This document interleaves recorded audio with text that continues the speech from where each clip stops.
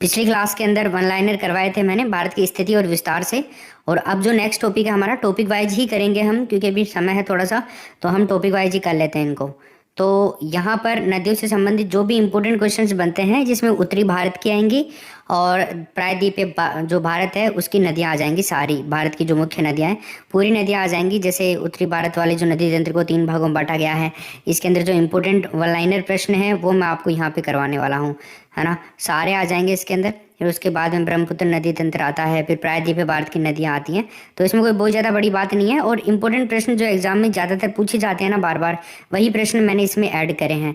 तो पॉसिबल हो सकता है कि यहाँ से कोई ना कोई क्वेश्चन आपके एग्जाम में पड़ जाए और आपका वो सही हो जाए। यही दुआ करेंगे और इसी उम्मीद के साथ में ये वीडियो आपके लिए लाया गया है। तो देखिए, हिमालय जो है, उत्तर भारत की नदियाँ लगभग हिमालय से ही निकलती हैं, या फिर हिमालय के आसपास के क्षेत्रों से, या फिर जो अरावली पर्वतमाला है ये अपने राजस्थान के अंदर, यहाँ से भी बहुत सारी नदियाँ निकलती हैं, तो इनके बारे में बात करेंगे। तो उत्तर भारत की नदियाँ जो हैं ये 3 भागों में इस नदी तंत्र को विभाजित किया गया है। एक तो सिंधु नदी तंत्र जो बिल्कुल उत्तर भारत वाला ही है, फिर गंगा नदी तंत्र आता है, भारत का जो विशाल मैदान है, और एक ब्रह्मपुत्र नदी तंत्र, ये उत्तर पूर्वी भारत का है पूरा का पूरा। तो ऐसे 3 नदी तंत्र हैं ये उत्तरी भारत के। तो यहाँ पे हम देखते हैं वन बाय वन करके सभी प्रश्नों को। सबसे पहले सिंधु नदी तंत्र के जो इंपॉर्टेंट प्रश्न हैं उनको हम यहाँ पर देख रहे हैं, है ना। तो देखिए, सिंधु नदी कहाँ से निकलती है। सबसे पहला प्रश्न सिंधु नदी तंत्र में सिंधु नदी से लेते हैं अपन। तो इसमें पूछ रहा है कि सिंधु नदी कहाँ से निकलती है। बोखर हिमनद है कैलाश पर्वत श्रेणी, है ना। सिंधु नदी कहाँ से निकल रही है, बोखर हिमनद कैलाश पर्वत श्रेणी, हिमालय का ही पार्ट है ये वैसे, तिब्बत वाले एरिया से। तो ये हमारा पहला प्रश्न हो गया। सिंधु नदी की कुल लंबाई अगर आपसे पूछ ले तो क्या बताओगे, 2880 किलोमीटर। सिंधु नदी भारत में कुल कितनी लंबाई है सिंधु नदी की, क्योंकि पाकिस्तान में ज़्यादा बहती है ये, भारत से ज़्यादा पाकिस्तान में बहती है। तो भारत के अंदर पूछे तो 709 किलोमीटर, है ना। जैसे चंबल नदी राजस्थान में कितनी बहती है, वहीं पे प्रश्न कई पूछे जाते हैं, माही नदी राजस्थान में कितनी बहती है, क्योंकि इनका अलग संबंध भी तो है ना। ऐसे ही इसका देश के साथ में संबंध है, भारत में कितनी बहती है।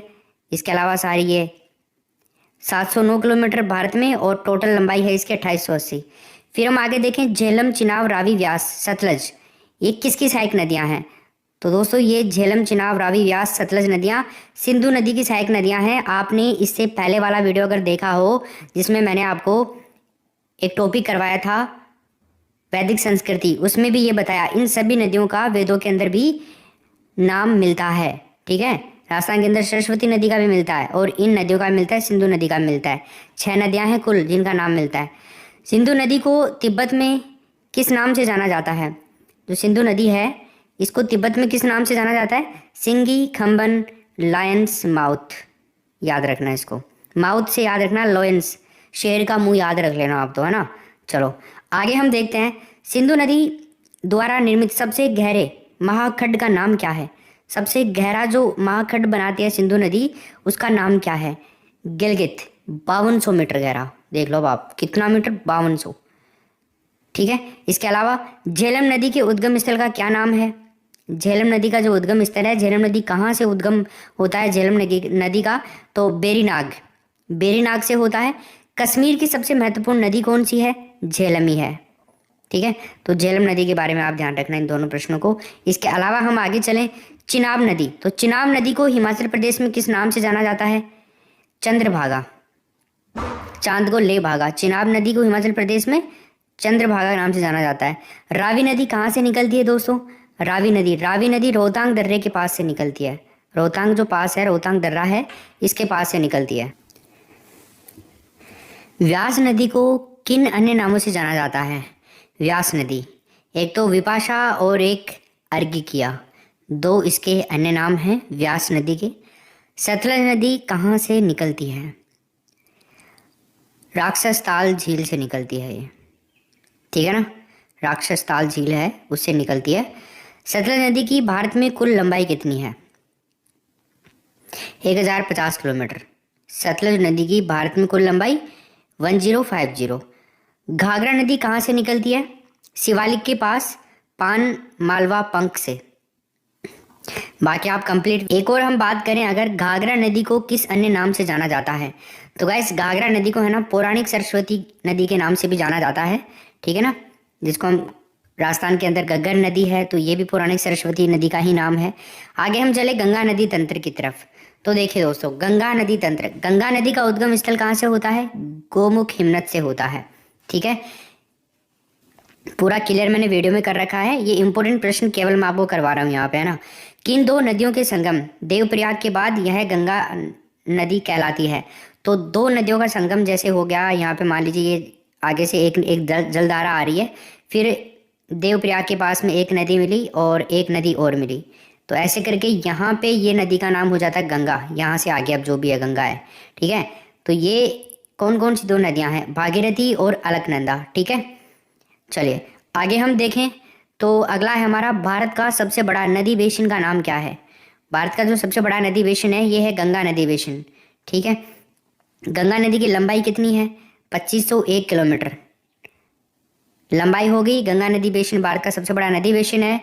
भारत की वृहत्तम नदी का नाम क्या है? तो गंगा नदी ही है उसका भी नाम, भारत की वृहत्तम नदी। गंगा नदी को बांग्लादेश में किस नाम से जाना जाता है? तो ये प्रश्न कई बार आया हुआ है, तो पद्मा के नाम से जाना जाता है गंगा नदी को बांग्लादेश के अंदर। गंगा ब्रह्मपुत्र द्वारा निर्मित विश्व का सबसे बड़ा डेल्टा जो है ना, उसका नाम क्या है? तो दोस्तों ये डेल्टा है सुंदरवन का डेल्टा, इसके बारे में भी हमने वीडियो में बात कर ली थी, ठीक है। यमुना नदी कहाँ से निकलती है? यमुना नदी यमुनोत्री हिमनद से निकलती है। इसके अलावा किस नदी को प्रारंभ में अरुणा नदी के नाम से जाना जाता है? शुरुआत में अरुणा नदी कहा जाता है। तो गाइज यहाँ पे आंसर क्या होगा? कोसी हो जाएगा अपना राइट आंसर। सबसे अधिक पथ परिवर्तन करने वाली नदी का नाम क्या है ना? तो वो कोसी ही है।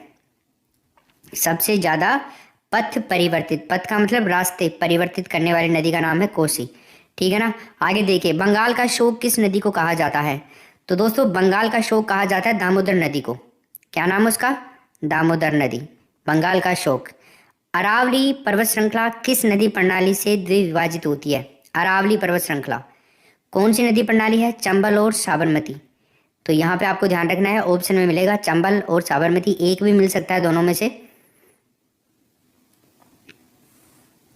किस नदी को बिहार का शोक कहा जाता है? बंगाल का शोक हो गया दामोदर, लेकिन यहाँ पे बिहार का शोक किसे कहा जाता है? तो कोसी नदी को कहा जाता है। सबसे ज्यादा रास्ते बदल रही है। चंबल नदी की लंबाई कितनी है? 960 किलोमीटर। अगर आपको यमुना नदी की लंबाई पूछे तो 1376 किलोमीटर करना है यमुना नदी की लंबाई, चंबल की 960। आगे देखिए, ब्रह्मपुत्र नदी तंत्र के बारे में देखते हैं अब हम। ब्रह्मपुत्र नदी तंत्र, तो ब्रह्मपुत्र नदी कहाँ से निकलती है? मानसरोवर झील के पास चीमा युंग ढूंढ हिमनद से। कौन सा हिमनद है? चीमा युंग ढूंग हिमनद, ठीक। चलो मानसरोवर झील के पास में है।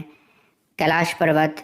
ब्रह्मपुत्र को तिब्बत में किस नाम से जाना जाता है? जो ब्रह्मपुत्र नदी है इसको तिब्बत में सांगपो के नाम से जाना जाता है। इंपॉर्टेंट है, ध्यान रखिए। एशिया का सबसे बड़ा नदी द्वीप मांजोली जो द्वीप है किस नदी पे बना हुआ है? तो अभी हमने बात करी ब्रह्मपुत्र नदी के ऊपर बना हुआ है, ठीक है। एशिया का सबसे बड़ा है ये। ब्रह्मपुत्र को तिब्बत में किस नाम से जाना जाता है? सांगपो के नाम से जाना जाता है। एशिया का सबसे बड़ा नदी द्वीप मांजोली द्वीप किस नदी पर है? ब्रह्मपुत्र नदी के ऊपर है। सिंपल, ठीक है, याद हो गए। चलो अब देखते हैं दोस्तों हम आगे। प्रायद्वीपीय भारत की नदियाँ, उत्तरी भारत की नदियों के बारे में हमने देख लिया। इंपॉर्टेंट जो भी फैक्ट बन रहे थे वन लाइनर में वो, बाकी एक सीरीज और आएगी इनकी, उसमें सारा कवर हो जाएगा फिर बाकी जो भी मैटर बच रहा है। पश्चिम की ओर बहने वाली नदियाँ, प्रायद्वीपीय भारत में पश्चिम की ओर बहने वाली नदियाँ। नर्मदा नदी भारत के किस राज्य से बहती है? तो किस राज्य में बहती है भारत के नर्मदा नदी? मध्य प्रदेश, एमपी के अंदर, ठीक। अरब सागरीय पार्ट है। नर्मदा नदी कहाँ से निकलती है? तो अमरकंटक पठार छत्तीसगढ़ के अंदर, वहाँ से निकलती है, महाराष्ट्र में बहती है, मध्य प्रदेश। चलिए आगे हम देखें। नर्मदा नदी की कुल लंबाई कितनी है? 1300 किलोमीटर।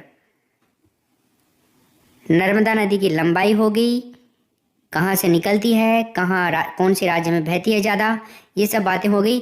अब नर्मदा नदी जिस घाटी से होकर गुजरती है उस घाटी को क्या कहते हैं? विभ्रंश घाटी, रिफ्ट वैली, ये आपको ध्यान रखना है, ठीक है। नर्मदा नदी जिस घाटी से होकर गुजरती है उसे रिफ्ट वैली कहते हैं, विभ्रंश घाटी कहते हैं। नर्मदा नदी कहाँ गिरती है? खंबात की खाड़ी में गिरती है दोस्तों ये, ठीक है ना। नर्मदा नदी खंबात की खाड़ी में गिरती है। ताप्ती नदी कहाँ से निकलती है?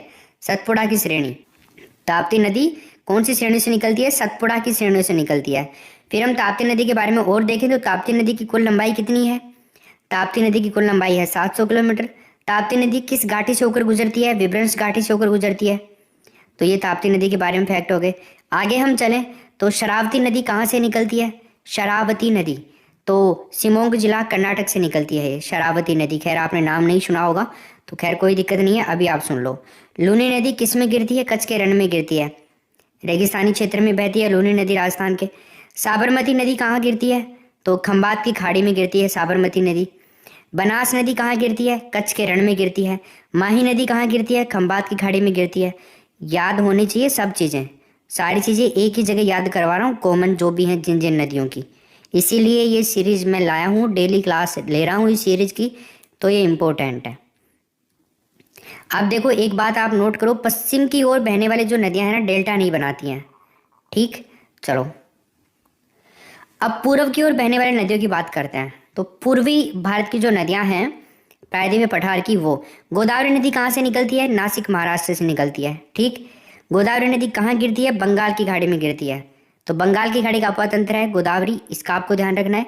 दक्षिण भारत या प्रायद्वीप भारत की सबसे बड़ी नदी कौन सी है? गोदावरी नदी है। ये हमने थ्योरी में सब कुछ क्लियर किया हुआ है। गंगा के नाम से किस नदी को जाना जाता है? गोदावरी को ही जाना जाता है, वृद्ध गंगा।